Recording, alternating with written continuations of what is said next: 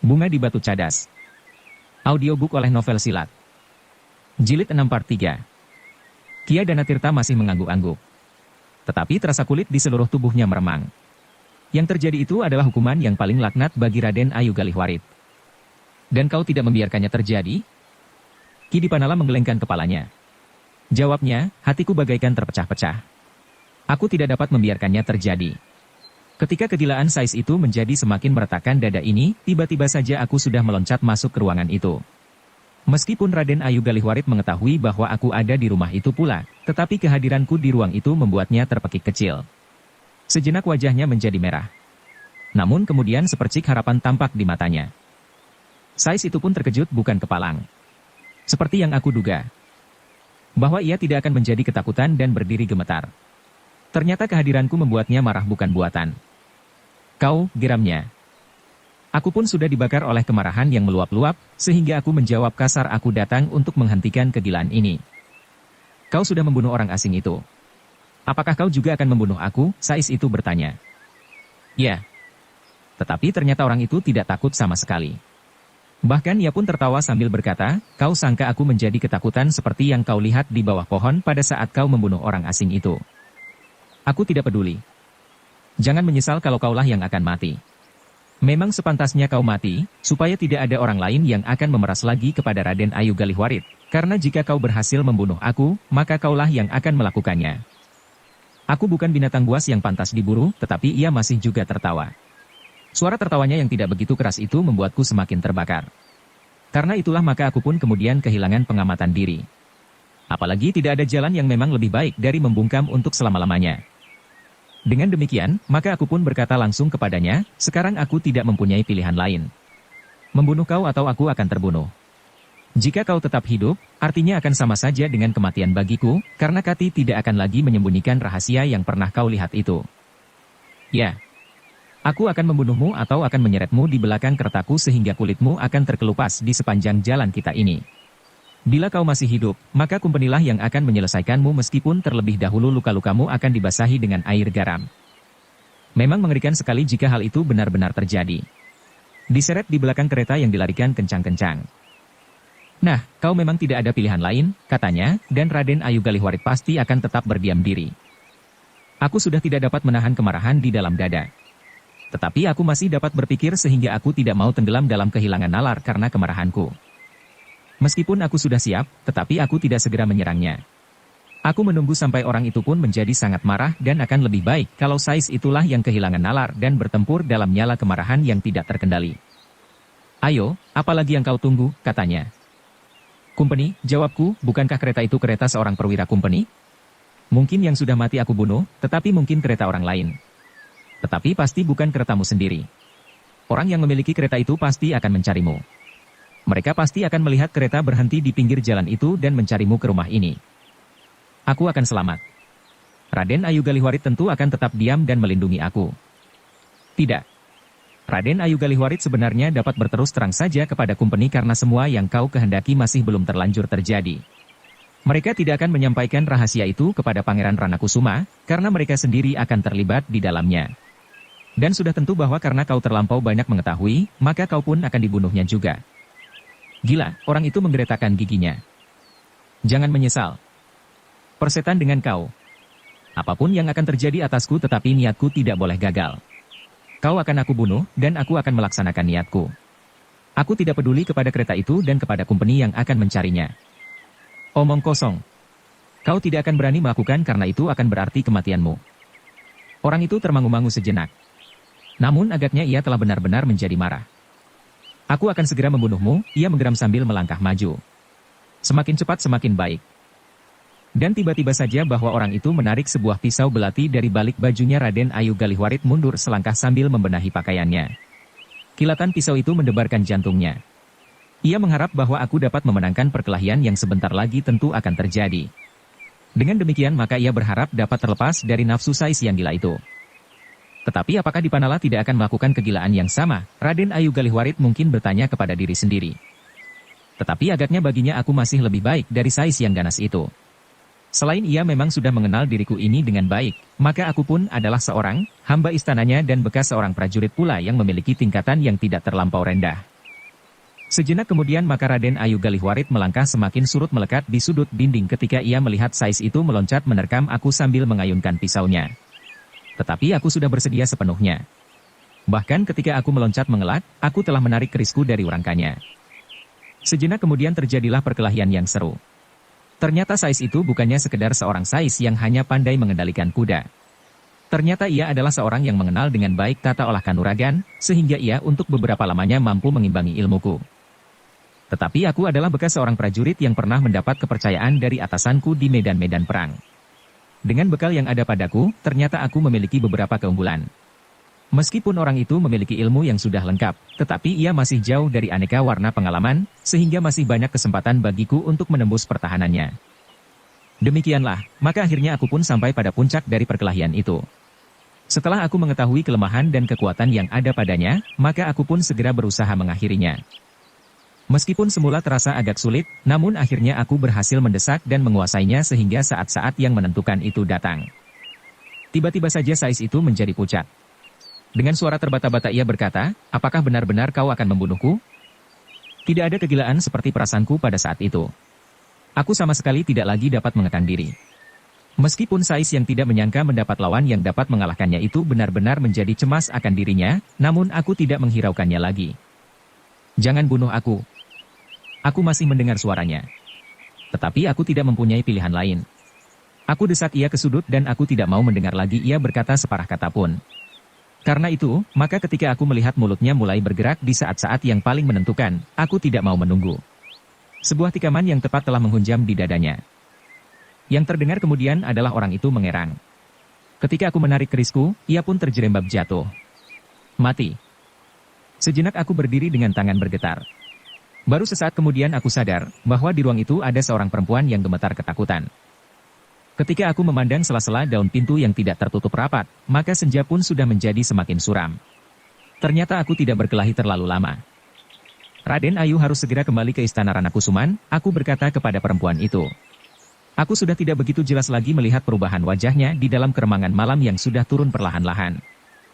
"Bagaimana aku akan pulang?" bertanya Raden Ayu. "Terserah kepada Raden Ayu. Tugasku sudah selesai. Tetapi, apa yang dapat aku katakan kepada Pangeran Ranakusuma tentang diriku?" "Terserah kepada Raden Ayu." "Tidak. Aku memerlukan pendapatmu." "Aku tidak peduli." Tetapi ketika aku melangkah pergi, Raden Ayu Ranakusuma telah menahanku, bahkan berpegangan lenganku.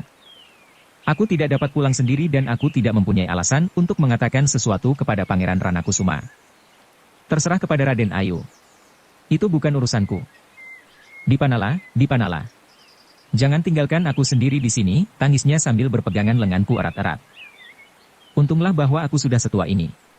Atau aku memang bukan sejenis orang yang memiliki darah yang terlampau panas, sehingga aku tidak mudah dibakar oleh nafsu yang gila itu meskipun Raden Ayu Ranakusuma agaknya sudah benar-benar kehilangan keseimbangan berpikir. Pada saat itu Raden Ayu Galihwarit pasti sudah kehilangan nalarnya sehingga untuk membawanya pulang dan menyerahkannya dengan selamat dan alasan-alasan yang dapat diterima oleh Pangeran Ranakusuma, apapun imbalannya pasti akan diberikan. Namun justru karena itu aku menjadi semakin muak. Hampir saja aku lemparkan perempuan itu. Untunglah bahwa aku segera sadar, bahwa aku adalah hambanya. Aku adalah seorang abdi Ranakusuman. Karena itu, maka aku pun mencoba untuk menenangkan diri dan mengendapkan perasaan. Dalam keremangan yang semakin kelam aku masih melihat sesosok tubuh yang terbujur di lantai bergelimang darah. Antarkan aku pulang, sekali lagi aku mendengar tangis Raden Ayu Galihwarit. Akhirnya aku pun berpikir, bagaimana membawa Raden Ayu itu kembali ke rumahnya. Marilah, hamba antar Raden Ayu pulang dengan kereta itu, aku pun kemudian mengambil keputusan. Tetapi apa yang akan aku katakan kepada Pangeran Ranakusuma? Raden Ayu dapat mengatakan apa saja. Iya, tetapi apa? Dan kenapa tiba-tiba kau membawa kereta ini kembali ke Ranakusuman? Dan bagaimana dengan mayat Sais itu? Raden Ayu dapat mengirimkan utusan kepada orang yang mempunyai kereta itu.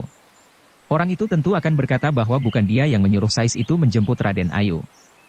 Lalu kenapa kau yang membawa itu, dan kenapa Sais itu mati? Sais itu menipu Raden Ayu. Ia memang menipu, maksudku memeras. Tetapi bagaimana aku harus mengatakan, Sais itu menipu, kemudian ingin merampok Raden Ayu. Ketika kereta ini dipacu, Raden Ayu melihat hamba di pinggir jalan. Raden Ayu berteriak memanggil, dan hamba sempat menghentikan kereta itu. Hamba bunuh Saisnya dan hamba membawa Raden Ayu kembali. Tetapi kenapa di rumah ini? Ia mencoba bersembunyi. Lalu apakah alasanmu bahwa kau berada di jalan yang dilalui kereta ini? Serahkan kepada hamba. Sejenak Raden Ayu Galihwarit berpikir. Namun kemudian ia pun berkata sambil mengangguk kecil, baiklah. Mudah-mudahan Kamas Ranakusuma tidak bertanya terlampau banyak. Mudah-mudahan. Raden Ayu Galihwarit pun kemudian berjalan tertatih-tatih ke kereta yang masih ada di tepi jalan. Aku mengikutinya dengan hati yang berdebar-debar. Namun aku pun mulai berpikir, apakah yang harus aku katakan kepada Pangeran Ranakusuma? Ternyata bahwa usaha Raden Ayu Galihwarit untuk membersihkan dirinya berhasil. Seorang kumpeni datang ke Ranakusuman sambil memaki-maki. Ia merasa menyesal bahwa keretanya telah dipergunakan oleh Sais itu untuk merampok. Untunglah bahwa usaha itu gagal, katanya dengan nada yang kaku. Kedatangan orang asing itu memang mempengaruhi sikap Pangeran Ranakusuma. Ia percaya bahwa istrinya telah tertipu dan aku yang kebetulan melihatnya telah menolongnya. Tentu Sais itu pula yang menjebak kawanku, perwira yang terbunuh itu, berkata orang asing itu, tetapi agaknya ia belum sempat merampok saat itu. Sejak saat itu sebenarnya aku sudah curiga, tetapi Raden Ayu sendiri yang mengatakan bahwa Sais itu tidak bersalah. Demikianlah semua kesalahan telah berhasil dilemparkan kepada Sais yang mati itu. Dan aku pun terlepas pula dari segala sangkut paut dan keterlibatan atas kematian Sais itu. Sementara Raden Ayu Galihwarit pun berhasil menghindarkan diri dari kemarahan Pangeran Ranakusuma. Kiai Danatirta mengangguk-anggukan kepalanya. Lalu katanya, jadi itulah agaknya yang menjadi sebab, kenapa Raden Ayu Galihwarit tidak dapat berbuat apa-apa atasmu. Demikianlah agaknya Kakang. Sayang, bahwa ia justru tidak melakukannya karena ia merasa berterima kasih kepadamu. Jika demikian, maka ia akan menghentikan semua kelakuannya yang binal itu, dan berbuat baik kepadamu dengan jujur. Ternyata bahwa yang dilakukan justru kebalikan dari itu. Ia sama sekali tidak merasa menyesal dan bahkan menganggap kau sebagai orang yang paling berbahaya baginya. Ternyata demikian yang terjadi Kakang. Meskipun di antara kami dengan diam-diam ada semacam perjanjian, bahwa kami tidak akan saling membuka rahasia, namun agaknya Raden Ayu Galihwarit menganggap bahwa dengan membunuhku, maka persoalannya menjadi lebih jernih. Ia akan berhasil melenyapkan semua rahasia yang hanya aku ketahui, jika rahasia itu aku bawa mati seperti Sais itu pula. Kiai Danatirta masih mengangguk-angguk. Lalu katanya, ternyata Raden Ayu Galihwarit adalah orang yang sangat berbahaya. Lebih berbahaya dari yang aku duga. Ia sampai hati melakukan pembunuhan meskipun tidak dengan tangan sendiri. Sudah barang tentu bahwa nasib Raden Juwiring pun pada suatu saat terancam pula olehnya. Ya Kakang. Kemungkinan itu memang dapat terjadi, Kiai Danatirta pun terdiam sejenak. Wajahnya yang tenang dan dalam itu tiba-tiba seakan-akan bergejolak. Tetapi hanya sejenak, karena sejenak kemudian maka perasaan yang melonjak sesaat itu pun segera dapat dikuasainya kembali. Namun demikian bagi Dipanala masih ada persoalan yang dihadapinya. Setelah ia terlepas dari maut, lalu apakah yang akan dilakukannya? Karena itu, maka ia pun kemudian minta pertimbangan kepada Kiai Danatirta tentang persoalannya itu. Persoalan yang sangat rumit baginya. Apakah aku masih akan kembali ke Istana Ranakusuman Kakang? Kiai Danatirta menarik nafas dalam-dalam. Memang sulit bagi Ki Dipanala untuk menentukan sikap. Jika ia tidak kembali ke Ranakusuman, maka Raden Ayu Galihwarit pasti akan menjadi semakin cemas akan dirinya sendiri. Raden Ayu itu tentu menduga bahwa Dipanala mengetahui bahwa ia telah berusaha membunuhnya.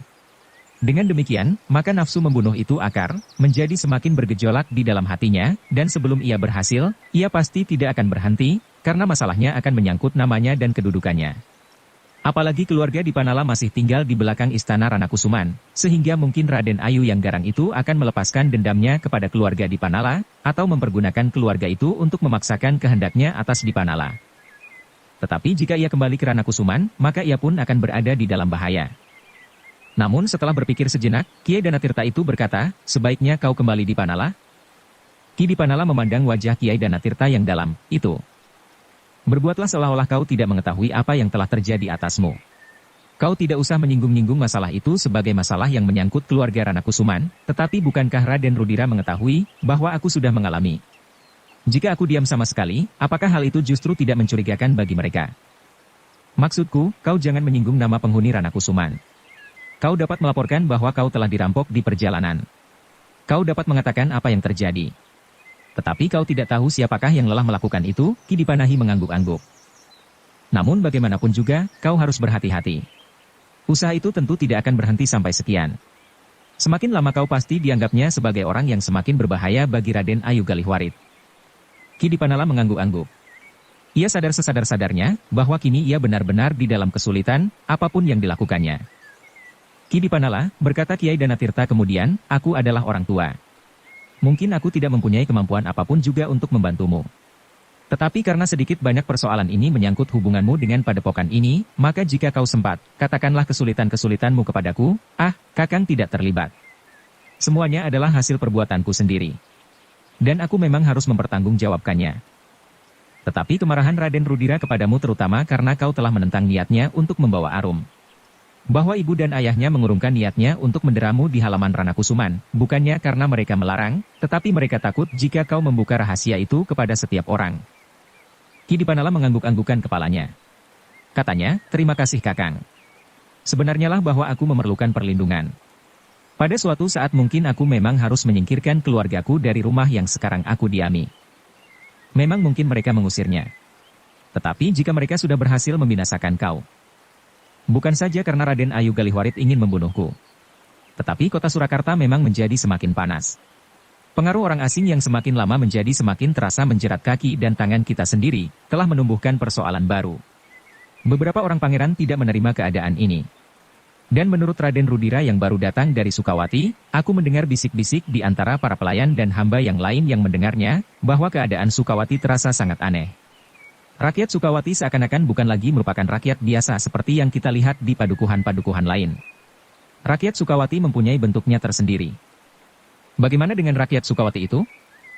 Mereka memiliki sifat-sifat yang aneh.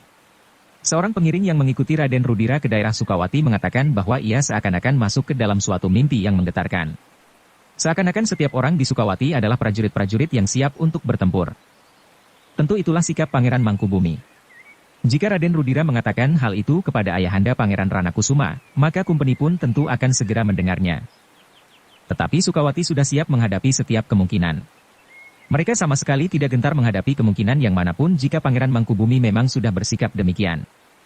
Sebenarnya lah harapan kita tergantung kepadanya, menilik suasananya Kakang, agaknya bagaikan bisul yang sudah masak. Entah pagi, entah sore, maka bisul itu akan segera pecah. Apakah kau sudah merasakan? Ya Kakang. Baru-baru ini datang utusan Kumpeni dari Semarang. Tentu ada persoalan yang akan berkembang lagi. Dan aku yakin bahwa hal itu pasti akan menyangkut persoalan Pangeran Mangkubumi dan segala kegiatannya. Tentu kita tidak akan dapat tinggal diam. Jika angin bertiup maka kita harus bersikap. Tetap tegak atas kemampuan diri atau merunduk ke arah angin. Dan orang asing itu adalah angin yang sangat deras.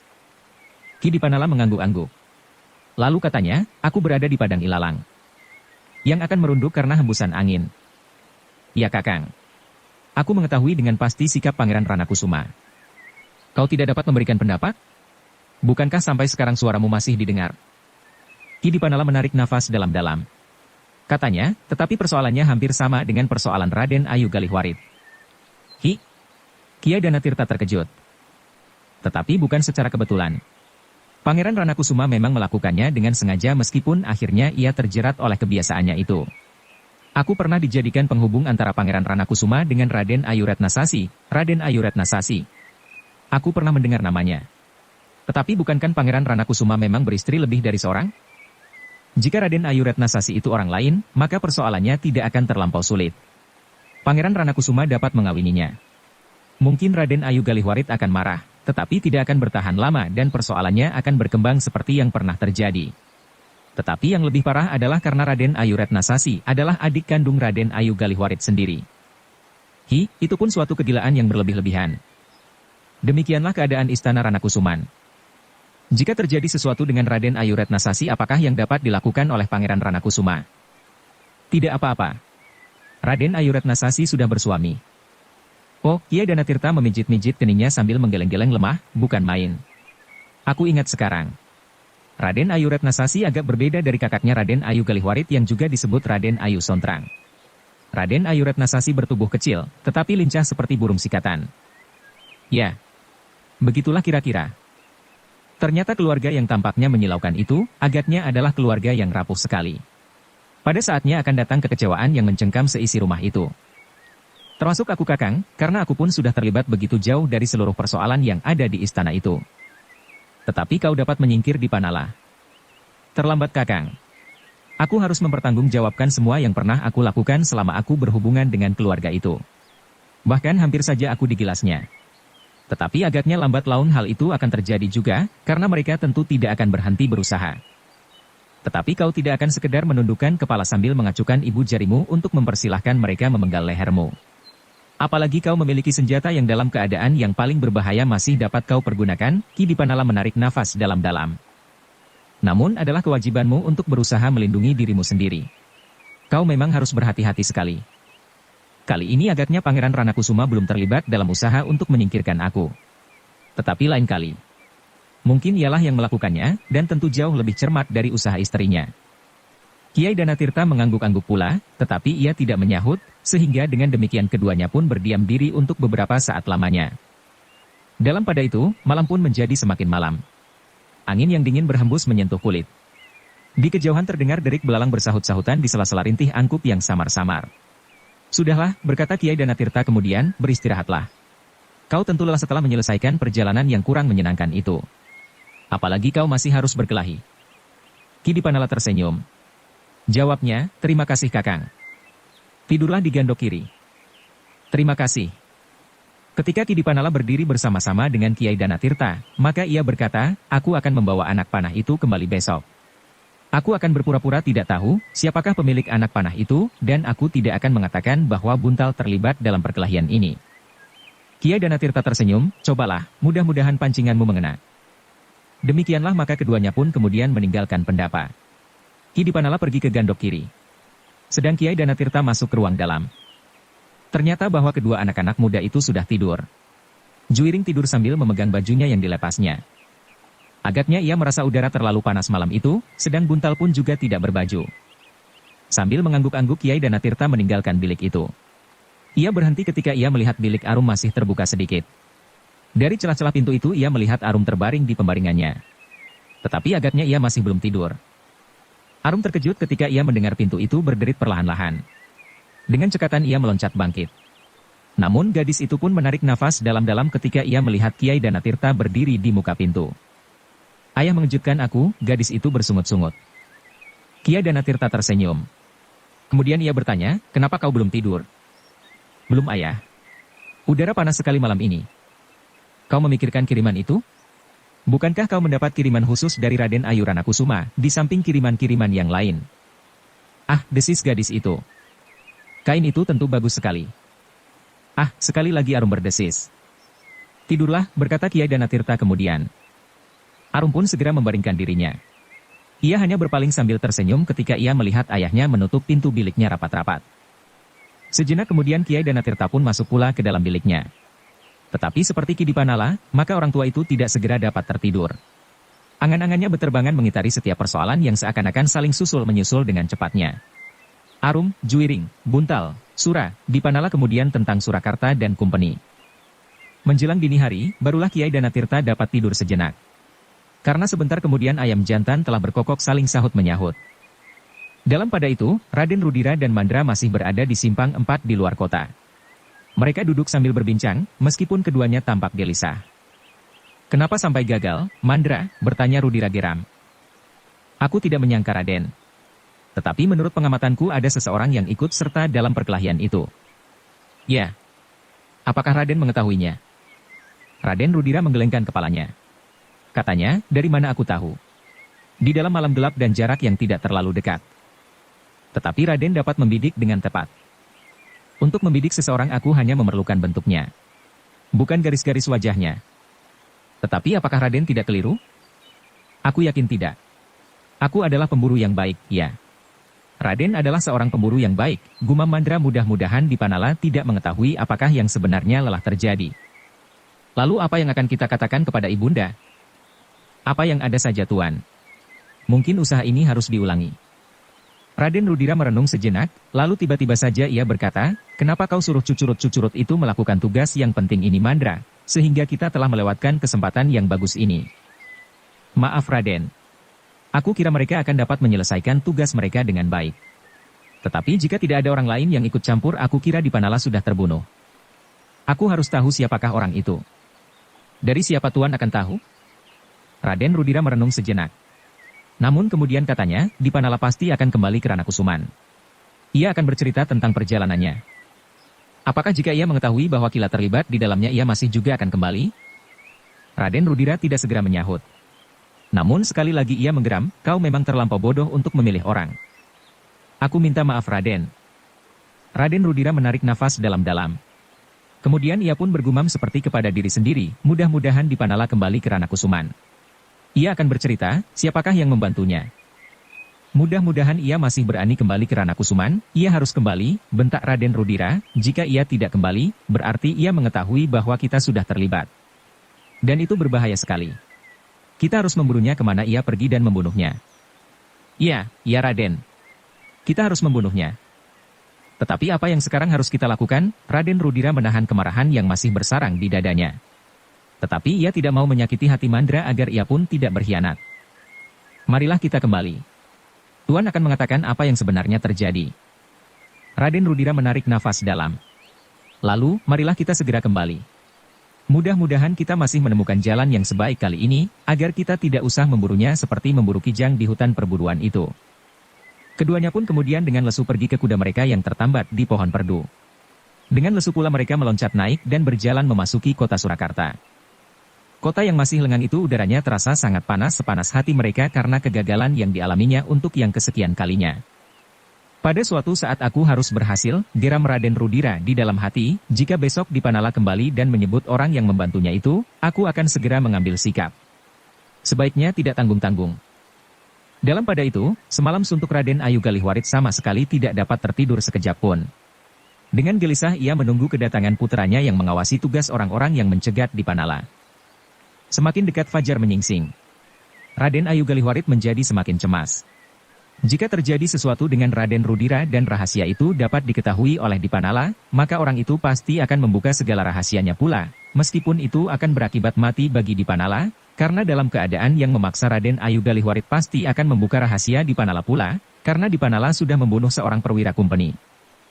Tetapi jika Pangeran Ranakusuma dan terlebih-lebih anak laki-lakinya ini mendengar rahasianya, maka ia pun pasti akan terhina untuk selama-lamanya.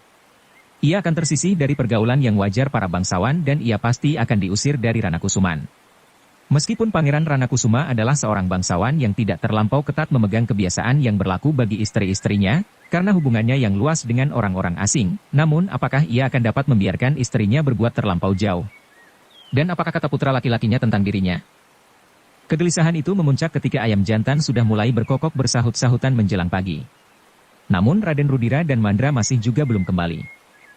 Dalam kegelisahan yang tidak tertahankan lagi, maka Raden Ayu Galihwarit pun segera bangkit dan keluar dari biliknya.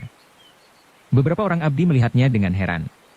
Tidak menjadi kebiasaan Raden Ayu Galihwarit bangun terlampau pagi, karena ia adalah seorang perempuan bangsawan yang mendambakan kamukten yang berlebih-lebihan, sehingga sama sekali tidak terlintas di dalam angan-angannya untuk berbuat sesuatu yang dianggapnya dapat merendahkan martabat kebangsawanannya. Seperti orang yang sedang dicengkam oleh kebingungan yang sangat. Raden Ayu Galihwarit duduk di ruang depan, meskipun ia belum membenahi dirinya. Dan hal itu pun adalah di luar kebiasaannya, ia belum keluar dari biliknya sebelum ia yakin bahwa ia sudah menjadi sangat cantik. Raden Ayu Galihwarit tersentak ketika ia melihat regol terbuka. Yang pertama dilihatnya adalah kepala seekor kuda yang tersembul dari sela pintu. Namun Raden Ayu Galihwarit sudah mengenal kuda itu baik-baik. Kuda itu adalah kuda putranya Raden Rudira. Karena itu, maka Raden Ayu Galihwarit pun segera berdiri dan melangkah dengan tergesa-gesa ke tangga depan. Demikian Raden Rudira masuk, maka ia pun segera memanggilnya. Raden Rudira berpaling mendengar suara ibunya. Dan ia pun segera berbelok ke tangga pendapa Ranakusuman diikuti oleh Mandra. Dengan tidak sabar Raden Ayu Galihwarit menyongsong kedatangan anaknya. Hampir berlari-lari ia turun tangga dan berdiri di bawah kuncung. Demikian Raden Rudira meloncat dari kudanya, ibunya segera bertanya, bagaimana? Raden Rudira menarik nafas dalam-dalam. Sekali ia berpaling kepada Mandra. Namun orang itu sedang menundukkan kepalanya dalam-dalam. Bagaimana? Sekali lagi Raden Ayu Galihwarit berdesis. Aku berhasil mengawasi mereka ibu, jawab Raden Rudira. Hus, jangan terlampau keras. Ayahanda masih tidur di dalam biliknya. Ia tidak boleh mengetahui rencana ini. Raden Rudira mengangguk. Namun terasa tenggorokannya bagaikan tersumbat. Ternyata terlampau berat baginya untuk mengatakan kegagalannya. Tetapi ia tidak dapat mengelak lagi. Ketika ibunya mendesaknya, maka ia pun harus menceritakan apa yang sudah terjadi. Tiba-tiba saja wajah Raden Ayu Galihwarit yang gelisah itu menjadi pucat.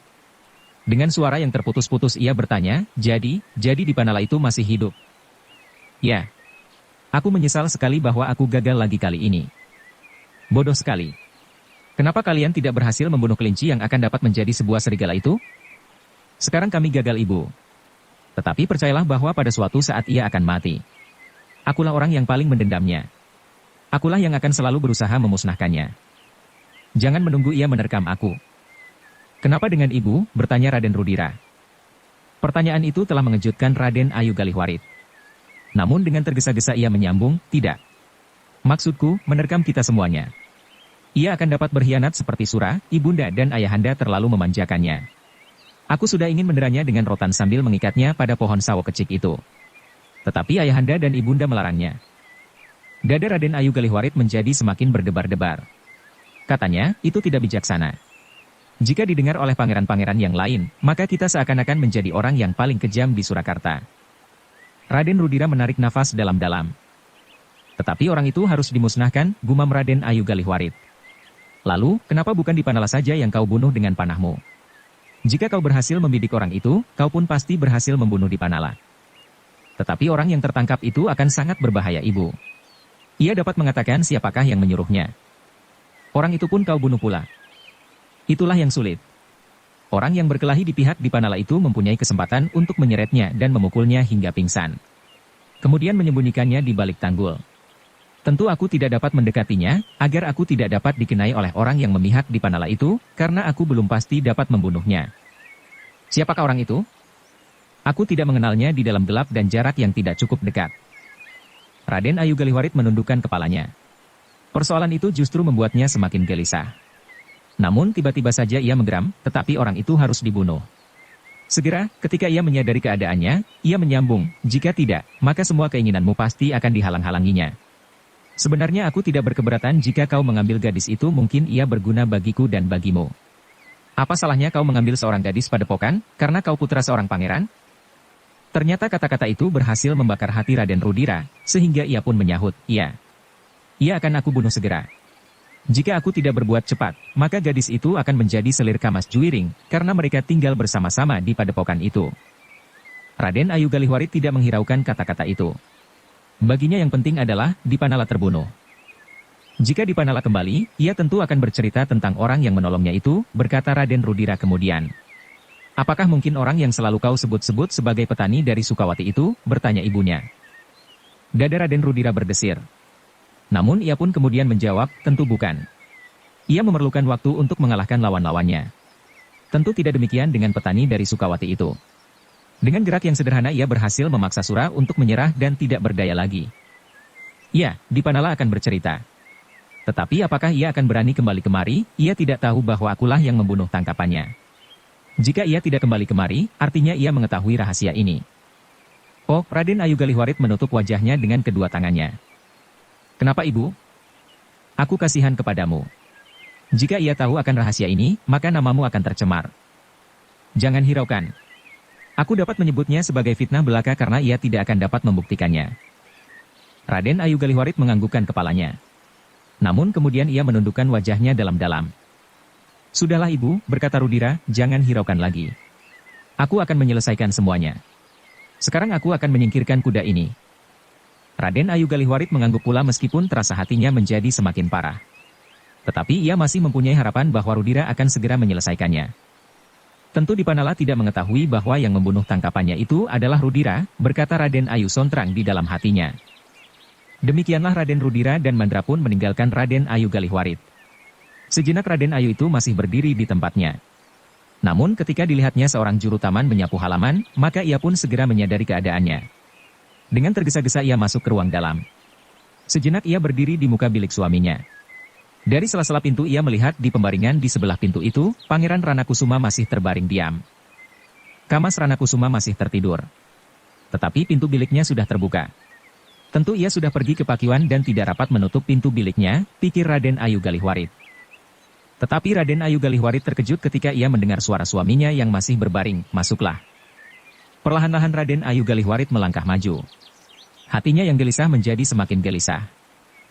Apakah Pangeran Ranakusuma mengetahui pembicaraanku dengan Rudira? Ia bertanya kepada diri sendiri. Ketika Raden Ayu Galihwarit sudah berdiri di depan pintu dalam bilik, Pangeran Ranakusuma pun segera bangkit. Sambil duduk di bibir pembaringannya ia bertanya, "Kau bangun terlalu pagi hari ini, apakah ada sesuatu yang penting?" Raden Ayu Galihwarit menggelengkan kepalanya. Jawabnya, "Tidak Kamas." Tetapi tiba-tiba saja, aku menjadi gelisah. Biasanya aku melepaskan Rudira pergi berburu dengan hati yang tenang. Apakah anak itu pergi berburu? Raden Ayu Galihwarit mengangguk.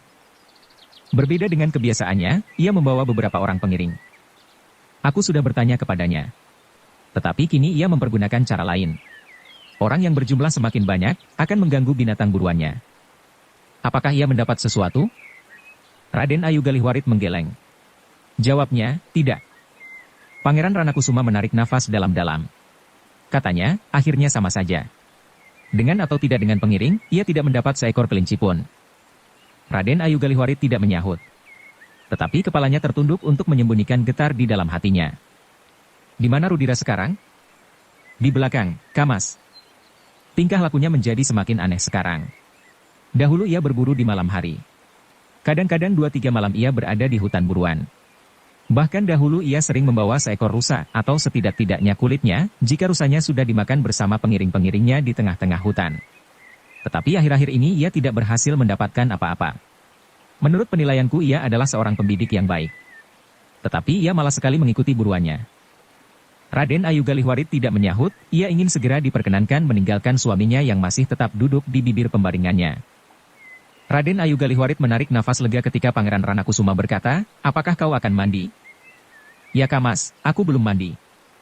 "Mandilah. Suruhlah seseorang menyediakan air panas buatku." "Baiklah Pangeran," sahut Raden Ayu Galihwarit sambil bergeser surut. Tetapi ketika ia sampai di pintu, Pangeran Ranakusuma memanggilnya sambil bertanya, "Apakah Dipanala sudah kembali?" "Sepengetahuanku belum Kamas," jawab Raden Ayu Galihwarit dengan dada yang semakin berdebar-debar. Rasa-rasanya lantai yang dipijaknya menjadi panas. "Kenapa belum? Bukankah sudah menjadi kebiasaannya bermalam di padepokan itu? Bahkan pernah ia bermalam sampai 2 malam berturut-turut." Pangeran Ranakusuma mengangguk. Lalu katanya, "Mandilah." Dengan tergesa-gesa Raden Ayu Galihwarit pun segera meninggalkannya sebelum Pangeran Ranakusuma bertanya lebih banyak lagi. Dalam pada itu, selagi Raden Ayu Galihwarit kemudian sibuk mempercantik dirinya. Sementara itu di padepokan Jati Aking Ki Dipanala pun sedang berkemas, ia benar-benar ingin kembali ke Ranakusuman, justru secepat-cepatnya. Aku tiba-tiba saja ingin segera menghadap Pangeran Ranakusuma berdua. Aku ingin tahu kesan di wajah mereka ketika mereka melihat kehadiranku. Juga anak laki-lakinya itu apabila ia berada di istananya, gumam Dipanala sambil mengusap leher kudanya. Kiai Danatirta yang berdiri sambil bersilang tangan berkata, "Tetapi hati-hatilah Dipanala. Banyak hal yang tidak terduga-duga dapat terjadi. Tetapi juga mungkin karena kita salah menilai keadaan." "Ya Kakang. Aku akan selalu berhati-hati. Bukan saja karena keadaan di Ranakusuman sendiri, tetapi keadaan Surakarta pada umumnya. Jika terjadi huru-hara, cobalah menghubungi kami di padepokan ini. Tetapi kau juga harus menjaga dirimu, karena dalam keadaan yang demikian, kesempatan untuk membunuhmu tanpa perkara akan menjadi semakin besar. Tidak ada orang yang sempat mengurus kematianmu jika benar-benar pecah perang karena ketidakpuasan yang sudah tidak lagi dapat tertahan di dada beberapa orang pangeran yang justru berpengaruh." "Ya Kakang. Aku akan mencoba." "Ki Dipanala, apakah tidak sebaiknya keluargamu sajalah yang lebih dahulu kau singkirkan?" "Aku juga berpikir demikian Kakang, tetapi tentu tidak segera agar tidak menumbuhkan kecurigaan bahwa aku akan melarikan diri karena percobaan pembunuhan yang gagal ini." Kiai Danatirta mengangguk-angguk. Katanya, "Baiklah. Tentu aku tidak akan berkeberatan jika kau bawa keluargamu kemari. Arum akan mendapat kawan yang sebaya." Ki Dipanala menarik nafas dalami. Katanya, "Terima kasih Kakang. Kau terlalu baik terhadapku, terhadap keluargaku dan terhadap momonganku, Raden Juwiring." "Ki, apa yang sudah aku lakukan?" bertanya Kiai Danatirta. Ki Dipanala tersenyum. Mereka kemudian terdiam ketika Juwiring datang mendekat. Sambil tersenyum ia berkata, "Biarlah aku memasang pelana kuda Paman." "Agaknya Paman sedang dicari oleh Arum, kenapa?" bertanya Ki Dipanala. "Makan pagi telah tersedia." Ki Dipanala tertawa. Dan Kiai Danatirta pun kemudian mempersilahkannya masuk ke ruang dalam. Setelah makan pagi, maka Ki Dipanala pun segera minta diri kepada Kiai Danatirta dan ketiga anak-anak muda yang mengantar mereka sampai ke regol halaman. Dengan wajah yang cerah Ki Dipanala berkata, "Aku akan kembali ke Ranakusuman. Mudah-mudahan aku segera mendapat tugas serupa, membawa barang-barang yang lain lagi kemari." Juiring pun tertawa pula. Katanya, tetapi paman harus membawa beberapa orang pengawal agar paman tidak dirampok orang di perjalanan. Tentu Buntal tidak dapat setiap hari menunggu kedatangan paman di sawah. Yang mendengar kata-kata Juiring itu pun tertawa pula. Buntal bahkan menyahut, "Aku akan menyongsong paman ke Surakarta jika aku tahu kapan paman akan datang, dan apakah paman membawa kain lurik berwarna cerah buatku." Ki Dipanala pun tertawa pula, meskipun ia tidak dapat menyingkirkan debar dadanya karena peristiwa yang telah terjadi itu. "Tetapi paman tidak usah membawa apa-apa lagi buatku," berkata Arum kemudian. "Kenapa?" "Kain itu pemberian Raden Ayu Galihwarit." "Apakah kain itu kurang baik buatmu?" "Bukan kurang baik, tetapi terlalu baik." "Dan apakah pemberian itu tidak menyimpan pamrih apapun?" Ki Dipanala tersenyum. Jawabnya, "Aku tidak tahu. Tetapi jika aku yang diberinya, aku akan menerimanya dengan senang hati, apapun pamrih yang tersimpan di dalam hatinya. Asal aku tidak goyah dari sikap dan pendirianku. Itulah yang namanya memanfaatkan keadaan," sahut Kiai Danatirta sambil tertawa. Demikianlah. Maka ketika matahari semakin tinggi dan panasnya terasa mulai menggigit kulit, Ki Dipanala pun meninggalkan padepokan Jati Aking. Dipacunya kudanya menyusur jalan persawahan yang dilaluinya pada saat ia datang ke padepokan itu. Ketika ia sampai di tempat ia dicegat beberapa orang perampok yang sekaligus akan membunuhnya itu, maka ia pun berhenti. Agar tidak menimbulkan kecurigaan orang-orang yang berada di sawah masing-masing, maka ia pun membiarkan kudanya minum seteguk di parit di pinggir jalan, sementara ia memperhatikan keadaan di sekelilingnya. Ternyata di sebelah parit induk yang agak besar terdapat gerumbul-gerumbul perdu di atas tanggul. Namun agaknya tanggul itu cukup lebar untuk berpacu di atas punggung kuda. Dari sana anak panah itu dilepaskan, ia bergumam. Lalu, ketika Buntal memburunya sambil berloncat-loncatan, mereka lari ke kuda mereka yang ditambat di balik gerumbul-gerumbul itu dan berpacu menjauh. Ki Dipanala menarik nafas dalam-dalam. Disentuhnya sebuah batu di pinggir jalan dengan kakinya. Disitulah orang yang berpakaian petani dengan tutup kepala yang lebar itu duduk menunggunya. Tetapi ternyata orang itu telah dibinasakan oleh Raden Rudira sendiri. Sejenak kemudian barulah Ki Dipanala meloncat ke punggung kudanya dan meneruskan perjalanannya kembali ke Istana Ranakusuman. Tetapi setiap kali ia terngiang pesan Kiai Danatirta, "Hati-hatilah." Bersambung ke jilid 7 part 1. Dukung kami dengan subscribe, follow, like, komen dan share. Terima kasih.